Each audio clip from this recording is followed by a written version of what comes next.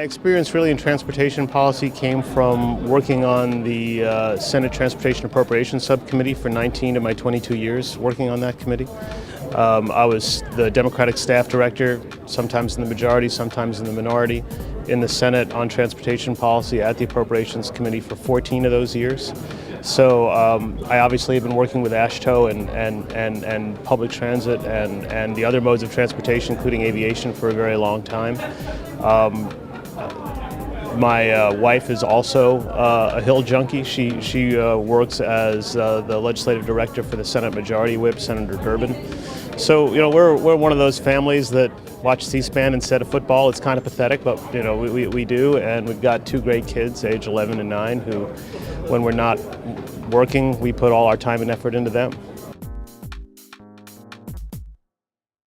Right now, my budget as an agency, when you take out the Recovery Act, is in the realm of between $10 and $11 billion a year. This year was the first time an annual appropriations bill put us north of $11 billion, and that bill's in conference right now.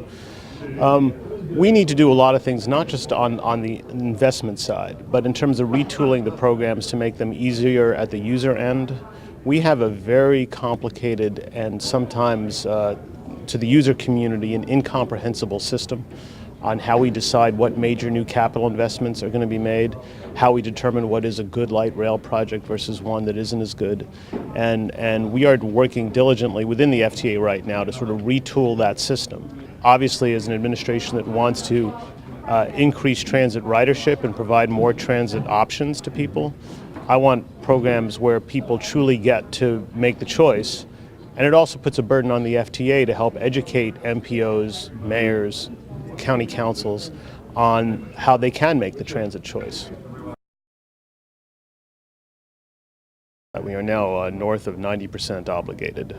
It was a big concern when I first got confirmed by the Senate right around Memorial Day. When I came on, there were a lot of people pulling their hair out, worried that we weren't going to make our deadline to have each of our grantees obligate 50% of their money by September 1st. When things really got spun up and we really got everyone's attention and people recognized that those deadlines were real, by the time we actually got to September 1st, we were already above 80% obligations. We do have projects all over the country now that are under construction, both the new bus garages. We have a great many bus vehicles that are on order.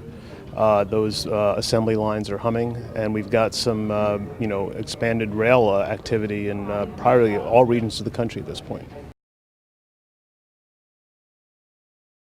I think one of the things that gets lost in the discussion of new jobs is how many jobs we've saved. When we've gone around to transit agencies around the country, a lot of them were really facing severe cutbacks on operations at a time when transit ridership was growing and continues to grow.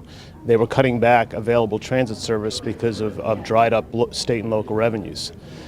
So the Recovery Act has enabled a lot of them to put capital money into preventive maintenance, keep people on the job, reduce service cutbacks, and that I think is the untold story, is how many jobs we saved in addition to how many new jobs we created.